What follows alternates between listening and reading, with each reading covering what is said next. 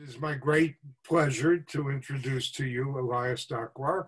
Elias is an associate professor of psychiatry at Columbia University in New York. I'm blocking physicians. What's the other name? College physicians and surgeons. Physicians and surgeons. I should know. I was at Bellevue. We had part of that. So pardon my forgetfulness. And Elias is an expert in meditation and yoga techniques. And he's been doing seminal work in terms of looking at ketamine in particular and its relationship to its potential for treatment of substance disorders. Has been publishing quite widely on it, making even some of the throwaway journals. He's become a celeb within the world of psychedelic medicine.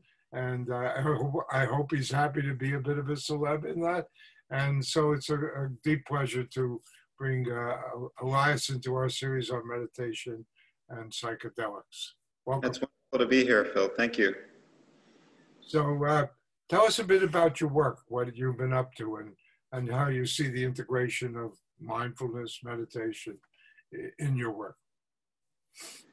Well, I went into addiction research very interested in meditation primarily. And since medical school, I've seen addiction as very much the antipode, the opposite of mindfulness. While mindfulness is characterized by being deliberate, being attentive, not reacting, sitting with the experience, allowing it to unfold as it will, addiction is very much about fleeing the moment, whatever way we can, towards stimulation, towards avoidance. At the same time, they're both linked in a way by the same yearning for maintaining a kind of contentment irrespective of what's happening. And so, I very much follow Jung in his idea that there's something mystical, essentially, about the addiction journey. They're yearning for something that I think is primordial and fundamental to what we're all yearning for. But something, of course, gets derailed in the case of addiction and entangled. And so my interest was how we might bring the person struggling with addiction back to a path that allows for a more sustainable way of finding that contentment, finding that way of feeling okay, regardless of what challenges might be coming up. My own experience has been that meditation, yoga, were very crucial for me in that regard. So my first work focused on how to help people struggling with addiction to meditate and giving them a mindfulness program in that regard. Mindfulness comes from the Buddhist tradition of contemplative practice, but it's been secularized in psychiatry, and there are lots of therapeutic manuals oriented around mindfulness.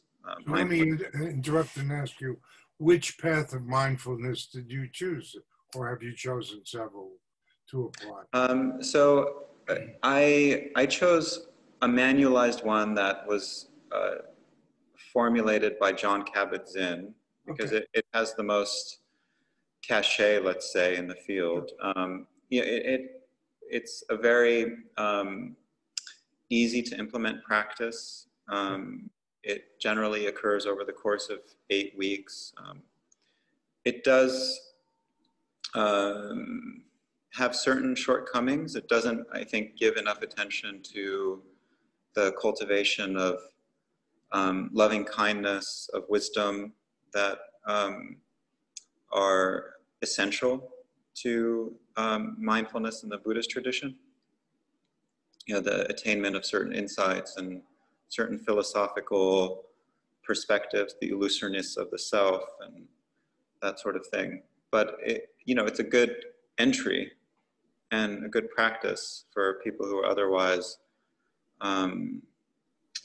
unfamiliar with it. So I adapted that program initially and had some success with cocaine and cannabis users who were having trouble stopping, who wanted to stop or cut down, but were having a lot of challenges and a lot of so you were applying it without any, you were training people in your mindfulness practice, enrolling them in your program. There was no other substance involved. Exactly. That was the initial thing. This happened maybe 12, 13 years ago when I first moved to New York.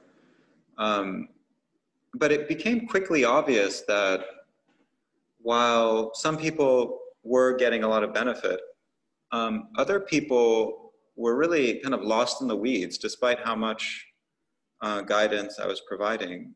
They didn't quite understand what it meant to enter into a meditative state.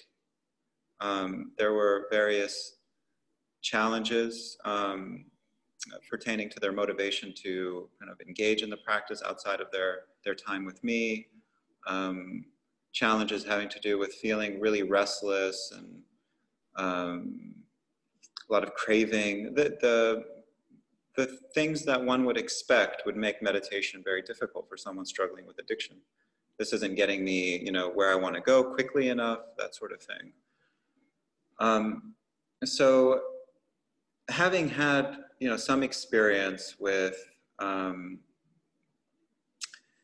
the usefulness of psychedelic substances in facilitating meditative states and providing a kind of springboard for them, understanding better what might be cultivated in a meditative state, how we might move forward more,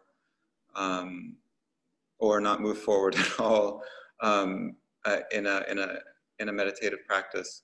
I started considering different mind-altering substances that could be of potential value.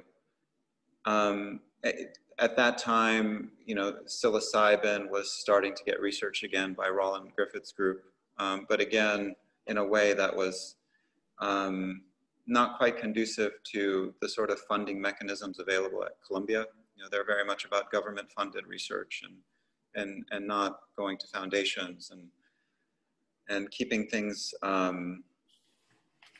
as wedded to NIH as possible. Ketamine was starting to get research for depression at that time.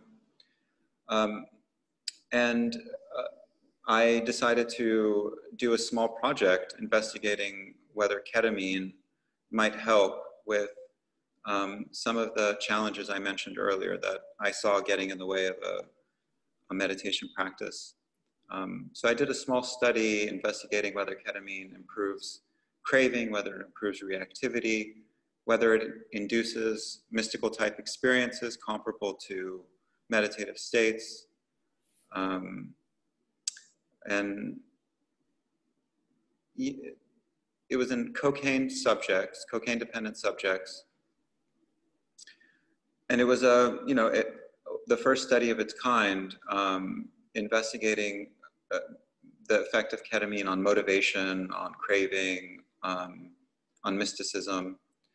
And we found that ketamine improved craving, it improved the motivation to move forward with one's life. And it also improved abstinence rates from cocaine. So these were individuals who we couldn't quite identify whether they were actively affected by the ketamine in this regard, but many of them stopped using cocaine altogether after participation. Give us a little picture of number of sessions and dosage. Yeah, sure. In the field. So it was a small laboratory-based trial. 8 participants were admitted into an inpatient unit over the course of 8 days. And they were given 3 counterbalanced doses of ketamine or midazolam ketamine was given in 2 doses, and there was 1 dose of midazolam that was given. Midazolam is a benzodiazepine that served as an active control. So participants were, in effect, being compared to themselves, which is a very robust design to investigate medication effects. Each infusion was separated by 48 hours, which gave us opportunity 24 hours after each infusion to investigate changes in motivation and craving, reactivity. And there were, as I said, 2 doses of ketamine. It was intravenous administration, starting with a bolus dose, meaning a quick injection of 2 minutes length of about 0.1 milligram per kilogram of ketamine. And that was followed, the lower dose, by 0.4 milligrams per kilogram over 50 minutes, and then 0.6 milligrams per kilogram in the higher dose over 50 minutes. These are 3 separate, I'm sorry? a little confusing. These are 3 separate experiences. 0.1 is a bolus, and then and where did the midazolam come in? So these were, 3 different infusions. The midazolam was given in a counterbalanced way somewhere along the line. It could either happen first, second, or third. The ketamine 0.1 milligram per kilogram bolus preceded the slow drip infusion of 0.4 or 0.6 milligrams. So everyone who got ketamine received a 0.1 milligram per kilogram bolus right before the slow drip. The reason we did that is I wanted people to enter into the state as quickly as possible, and to reach a steady state of ketamine in their serum as quickly as possible into the infusion. So you've used the word "the state." So maybe for my benefit and others, what does the state mean to you? How do you measure the state? But as I mentioned, I was very interested in exploring the intersection between meditative states and psychedelic experience. So there was a mindfulness framework that was a crucial part of this trial. Participants were taught how to meditate right before the infusion started. They were encouraged to inhabit certain core attitudes of mindfulness practice, attitudes of non-attachment, of non-reactivity, of acceptance, compassion, and guided, as the infusion was beginning, guided into a meditative state. When the infusion began, and we would continue as appropriate to help the person along. So our staff was trained at ascertaining when a person starts to seem agitated and might need more guidance with breathing or with doing a body scan, or exploring something that might be challenging in a way that was less agitated. Did you use MEQs? Did you use mystical experience? Yeah. So after each infusion, we also administered a few scales. One of which was the Hood Mysticism Scale, which goes over many of the core components of mystical experience: ineffability, a good state of some sort, peace or joy, transcendence of space and time, immersion in some greater whole, interconnectedness, a sense of knowing something that is very true. So this questionnaire was administered to each participant, and we found, as hypothesized, that there was a dose-dependent increase in mystical experience associated with ketamine.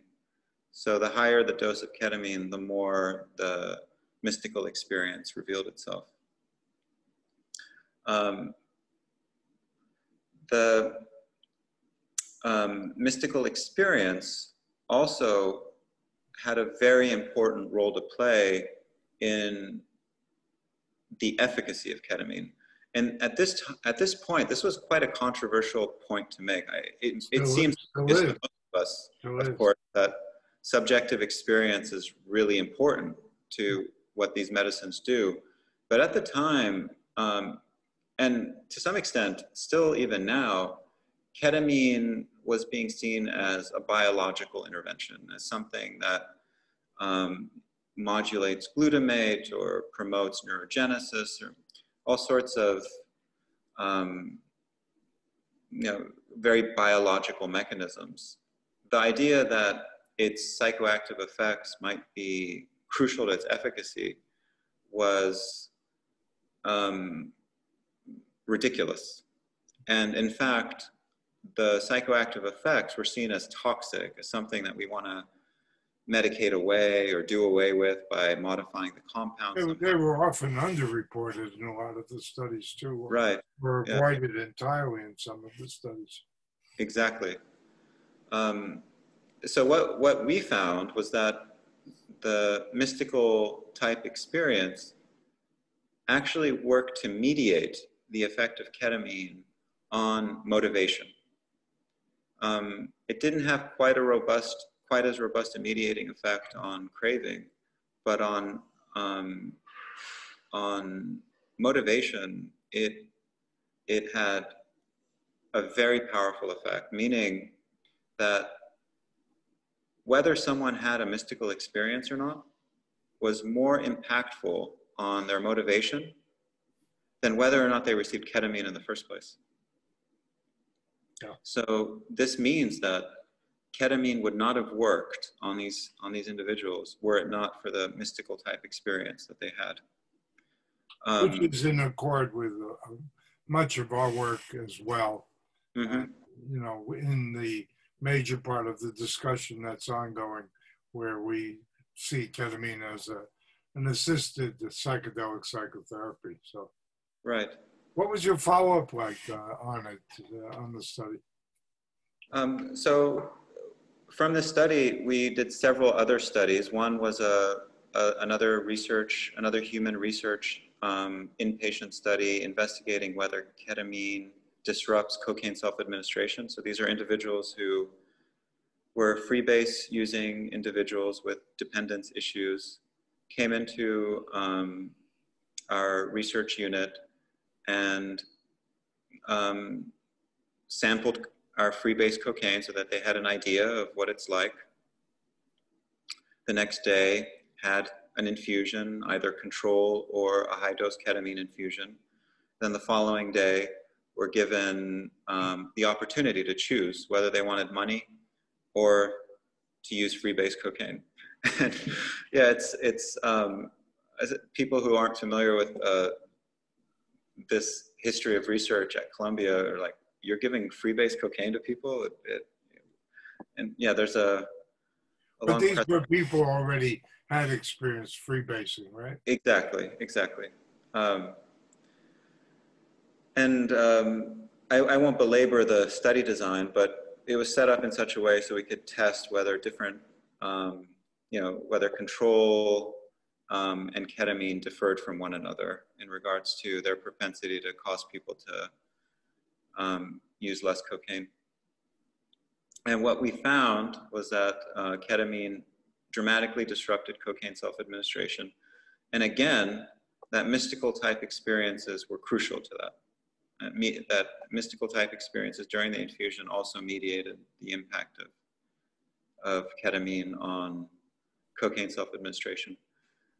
I'm curious to hear about how things went in the aftermath, because as many of us know who have dealt with people using coke, freebase, etc., the cravings are so powerful and so long acting. I mean, I've had people I've seen who have cravings 10 years afterwards, and if they were near someone who was basing, they would probably use. You know, I think what my perspective on craving, again, is informed by the mindfulness, meditative, contemplative tradition, which is that they will only cause suffering if we identify with them.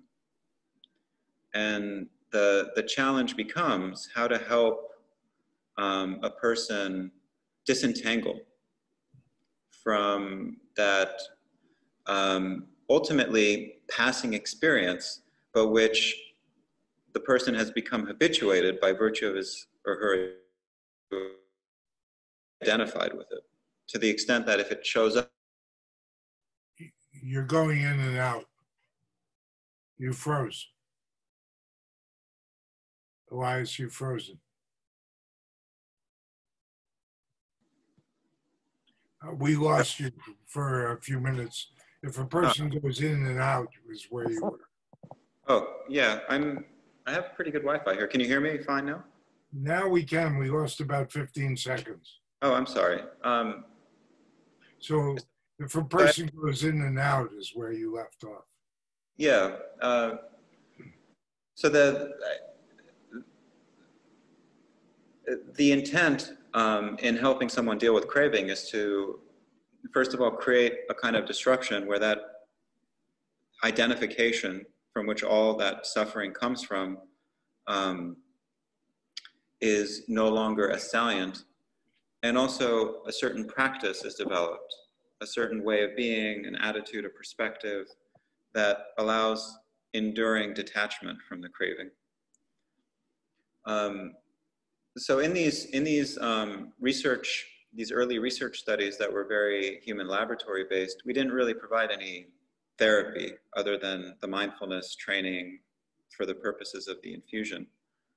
But there was still dramatic reduction in craving. In both of these early studies, even though these people were not treatment seeking, many of them stopped using cocaine or dramatically reduced their use following the infusions. But this brings me to the next trial, which was a clinical trial. Just let me finish with that. What was your follow-up period for the? So each person or each infusion had a 2-week follow-up. So the infusions were separated by 2 weeks. It was also a counterbalance design. Did you look at people at 3 months or 6 months post?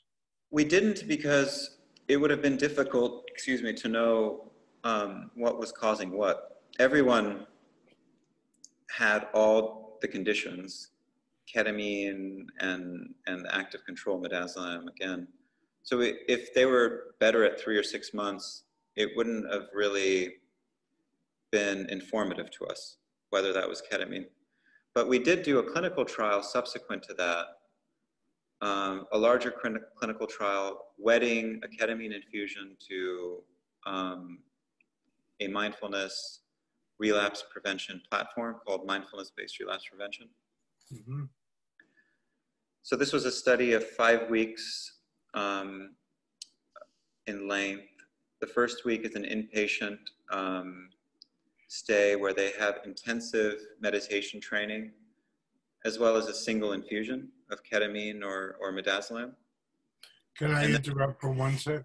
Of course. All of these studies have had an inpatient component, which reminds me, of course, of Krupitsky's work, which were 3 months or longer inpatient. Right. Was what the reasons for choosing to do inpatient was to isolate people from use, or what was the purpose? Detox, any of that?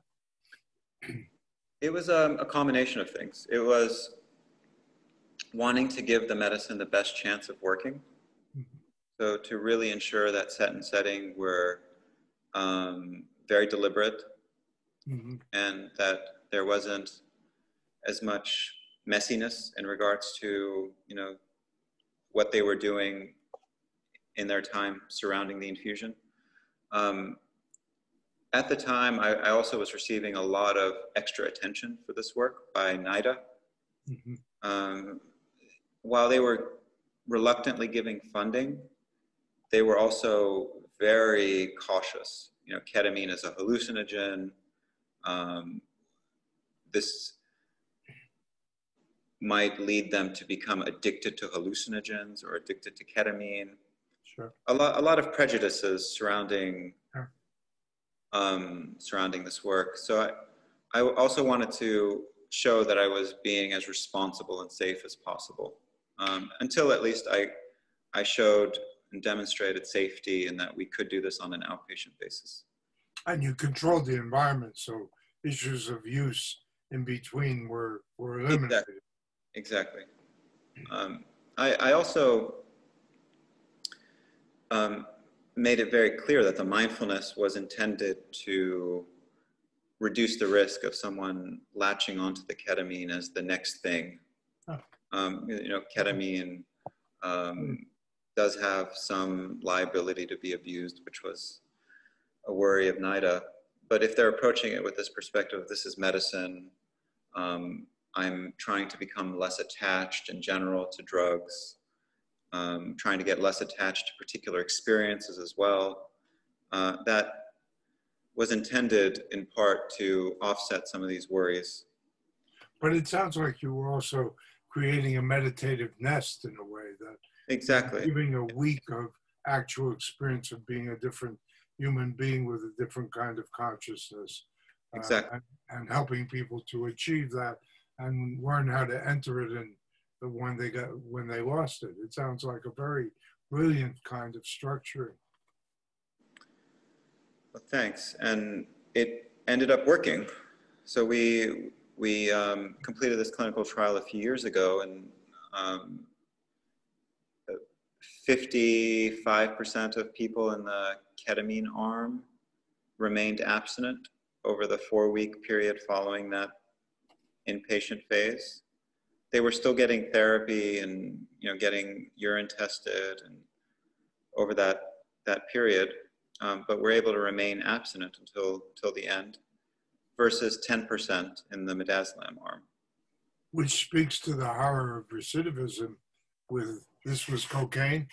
Yeah, this was cocaine. I mean, that's really a sad figure in its way, isn't it? It's very challenging, and that's actually on the high end for the placebo response in clinical trials. I agree, but it's still so disturbing, the power of that life and of that substance to induce relapse. It's extraordinary. So that's but 10% we're still able to do it, and I think it's a testament, I think, to the power of meditation. You know, we did have all groups received, as you said, that meditative nest at the beginning, and while clearly embedding a ketamine infusion into that helped move things forward and make abstinence more durable, the meditative training itself also had some effect. So 10%. Was there any socioeconomic bias in it? I mean, cocaine users tend to be across the board, but there's also a tendency amongst people of poverty to use coke more often. Was there, because when we're looking at recidivism, I'm always looking at the social aspect, what people return to their environments. Can they stay away from the dealer culture that they've been involved with? Will they go back to selling? Do they have enough money to avoid it? What's the cultural framework in which they return? Yeah, that's a very important aspect of this, and it's well known, as you're saying, that people who are coming from environments that are challenging, stressful, and who have less opportunity have a lot more difficulty maintaining abstinence. Because it was, you know, in the Washington Heights area of Manhattan, we did have a lot of local people, which means African Americans, Hispanic, but being Columbia, we also drew from the tri-state area. So we had people coming from downtown, Jersey, Connecticut, Long Island. Ultimately, most of our participants were African American or Latino. Roughly half were freebase using. Which is so vicious in terms of its craving induction, extraordinary. Very challenging. Very It challenging. sounds like a wonderful study. Wonderful Yeah, study. a few interesting realizations during this trial is that narrative is very important. And so even as we were focusing on meditation, the importance of the person creating a new story for herself, developing a new sense of self, a new vision of what life is and what the future might bring, those were crucial. And while we were winging that, recognizing that we do need to give some space to that over the course of this cocaine trial, it really didn't get the attention it needed. So for a subsequent trial with alcohol users, I really wanted to focus in on that. So instead of thinking about meditation primarily, meditation piece remained as part of coping skills, and also clearly something to help with the infusion. Can I ask you another question? So within the framework of narrative psychotherapy, Michael White, et cetera, there was a whole movement in the systems therapy world came out of Australia in particular about telling narrative, revising narrative, imagining new narrative. Was that instructive in your work? Was that part of it? Absolutely. More, I think, specific to addiction work, I was interested in the work of Bill Miller, who wrote beautifully about people's lives, the arc of their histories, changing by virtue of peak experiences, experiences that help them edit, so to speak, their life story thus far and align with a process that is much healthier and more creative, more robust. I was particularly interested in that. And Bill Miller also devised a type of therapy called motivational enhancement therapy that's intended to move people along in that way, to encourage what he called change talk. Moving out of stagnant perspective, stagnant values, and mobilizing their resources, articulating goals, thinking about how things could be different. And I felt that type of therapy would be particularly well suited to what ketamine seemed to be doing. So I devised a study, another clinical trial with alcohol users, where this was outpatient,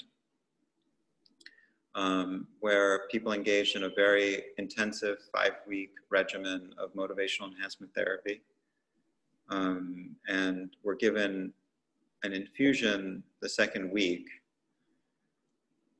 on a day that was intended to be the day on which they implement all of the changes that they had been talking about until that point in earnest.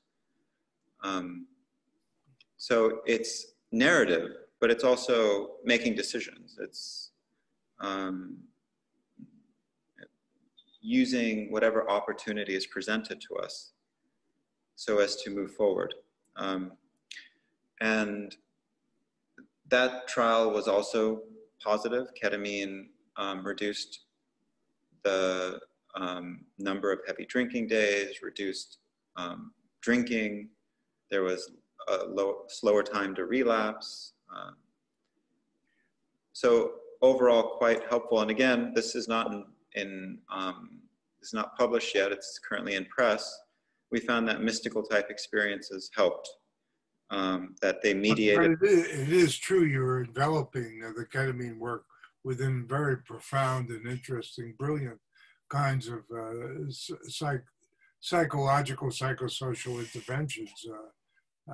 You don't have a control really in this, do you? Other than what happens on the street. And I'm not objecting. I don't think you need a control. The control is obvious, We see what we see is obvious, but it deserves because I think that's really our argument about using psychedelic substances rather than using them in an isolated fashion, using them within the framework of building inner strength, inner healing, consciousness, connection, sharing, an idea about a new life, changing environments, changing influences. So it sounds like you're encompassing all of that in a very formidable, brilliant way. It sounds wonderful. Good. And to repeat a point you raised earlier about socioeconomic distress. Some of the heartbreaking conversations I've had with some of my more indigent participants who are struggling, who feel invisible on the streets of New York, who feel the injustice daily by virtue of their skin color or their resources,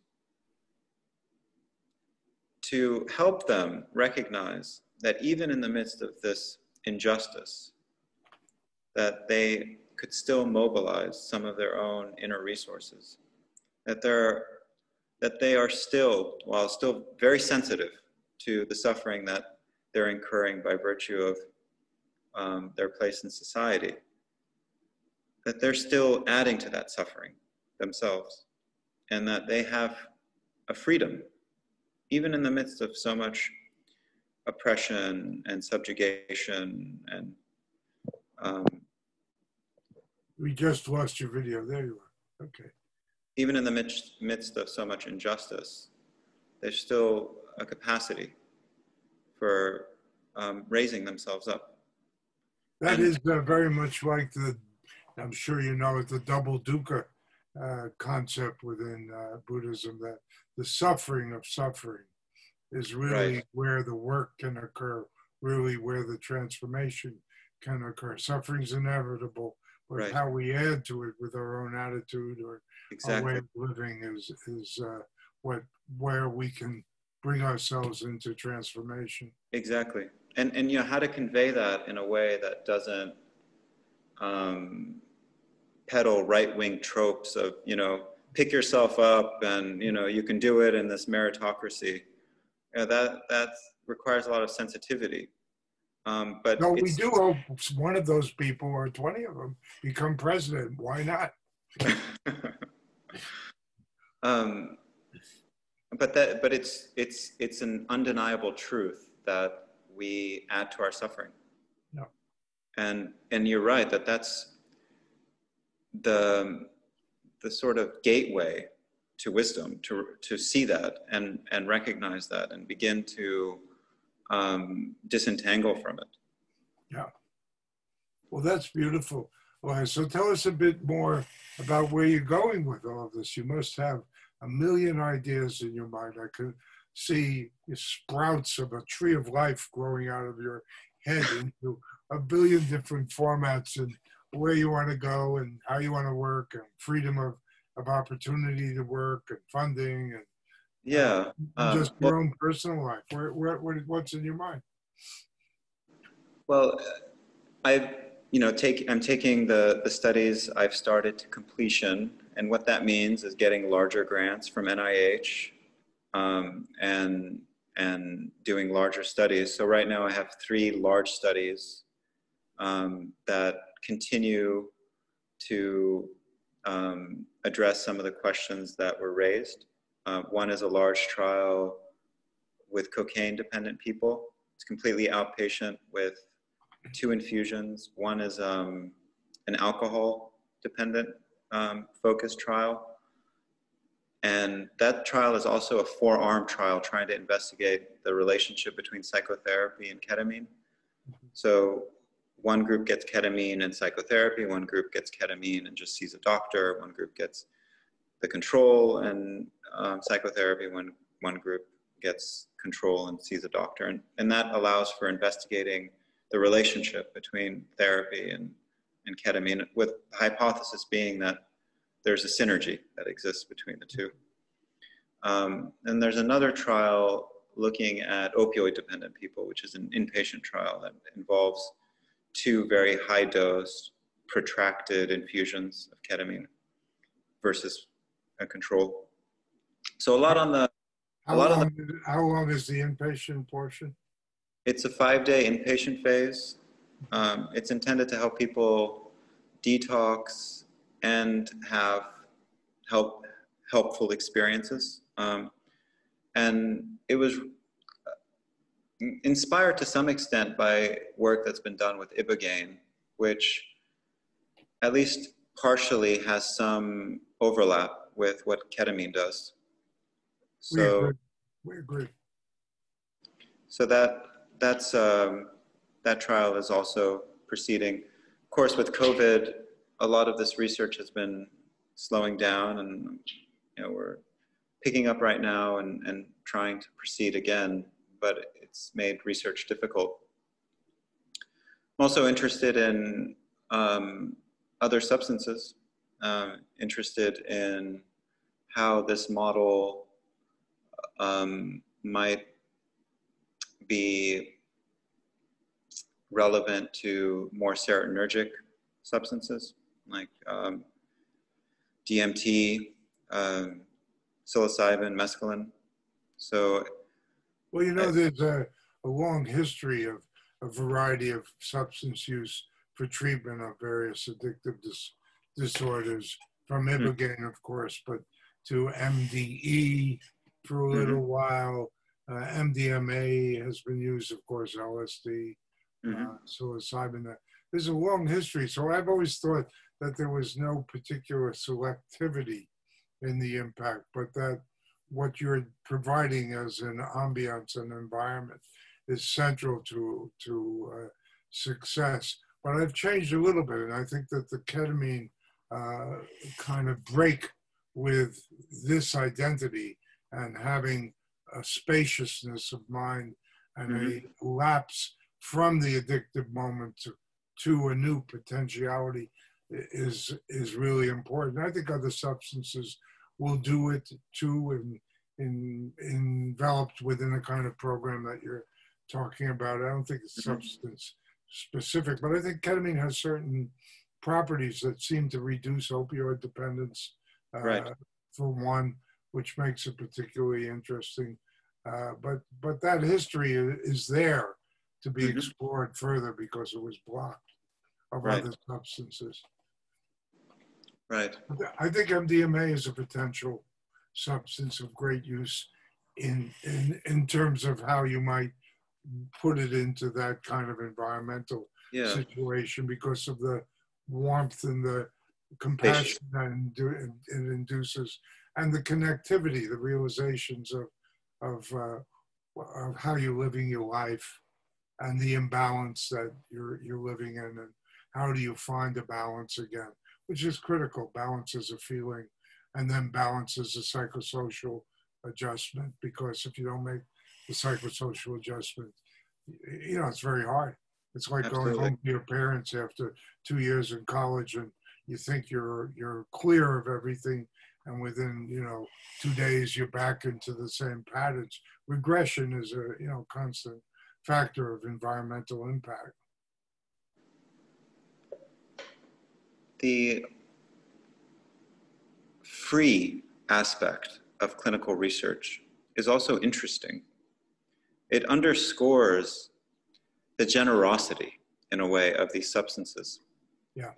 It's been recognized how much these substances can help with deepening therapeutic rapport and with helping a person open up and feel more receptive. So, to come into a university and be treated with no expectation of having, the person pay us or anything else. In fact, we're giving them compensation for travel. And to be, very kindly taken through meditation practices and then given this experience which exemplifies the abundance of each moment. There's greater access to the generosity that's awaiting us in each moment. Yeah. It can help with making that shift, as you're saying, from a grasping, taking stance that so often characterizes addiction to one of, well, there's so much here. Maybe I just need to shift myself a little bit and I'll receive. I don't need to be so bent on taking so much.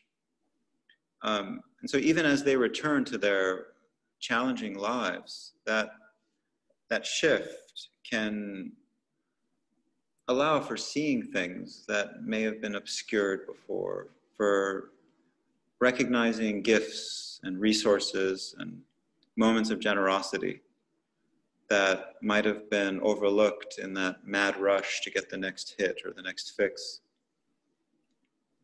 So that was also something I think that was very clear to me, the free nature of the treatment, the fact that it was a gift of sorts. And I think that's part of great research when that happens. So let me turn to a last question.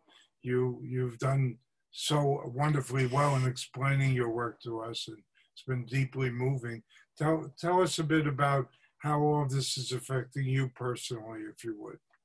How have you changed in all this? Well, it's been quite a journey. So, I fortunately have never contended with addiction myself. Had friends and family members, but I've always been drawn to people who struggle with addiction, that there was something about the struggle that felt very familiar, paradoxically.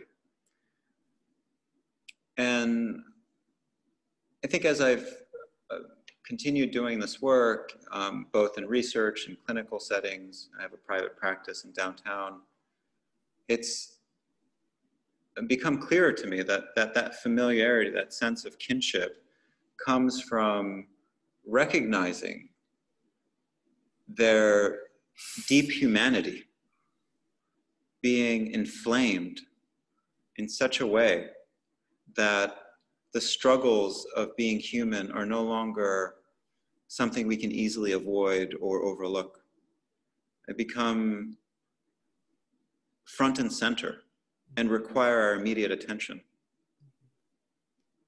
The struggles with attachment, the struggles with confusion, with ignorance, with living anywhere but right here, right now. All of that is what we all contend with. But with the addict, it goes in a very apocalyptic direction. So in a personal sense, as you look at people's desire, quote unquote, how has it affected your own sense of desire, or, greed, or the poisons we talk about? I feel like it's compelled me to only deepen my own sadhana, my own practice, to keep up, because they're doing such impressive transformational work, and I think people who aren't experienced with that depth of suffering say, oh, they're just giving something up and going back to normal. It's not quite that. It's much deeper. It's really wrestling with the most murderous, most destructive impulses within ourselves. But murderous and destructive in a manner that goes cloaked and unrecognized for most of us. So there's a visibility. Are you suggesting there's a rage underneath, or a sense of injustice that propels people into this kind of brutality?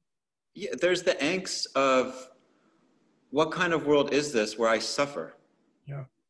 Like, why do I have to suffer? I know that there's joy here. I can sense it, but why am I suffering? Why me? Yeah, why me? Why anyone? Like, what kind of broken world is this? Yeah. And, to shepherd people as they go through that without doing the work myself on my own, impulses and tendencies, even if they're not, entangled with cocaine or heroin. You're still entangled with, I don't know, lovers or career. Teslas, you gotta get the Tesla. Yeah, I got the Teslas. Yeah. So it's been transformative in many ways. So very, very grateful for, you know, this opportunity to do the work and to be privy to such intense transformation on the part of really pioneers of suffering, you know, going where none of us dare to go. And then, you know, providing some example. We in our production of the Infinite Playa, the Ketone Microdome, whoops, you flipped around. You had a flipping moment there. We're doing a study on conscious dying, conscious living with people at the end of their lives.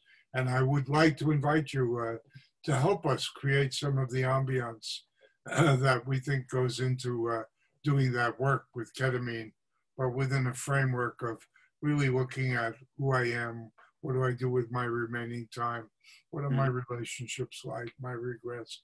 So I'm going to invite you to be one of our consultants, I hope. Happy to accept. And of course, we know you're going to be writing a chapter for the new ketamine papers. And we really look forward to seeing this interview because it's been so lovely during the course of the next week. And I want to thank you so much for being here and being with us and offering what you've offered, which is so deeply moving. Yeah, thank you, Phil. Thank you for this opportunity. It's always great to see you and look forward to further conversation. Thank you again. Speak to you. Yeah. Talk soon. Bye.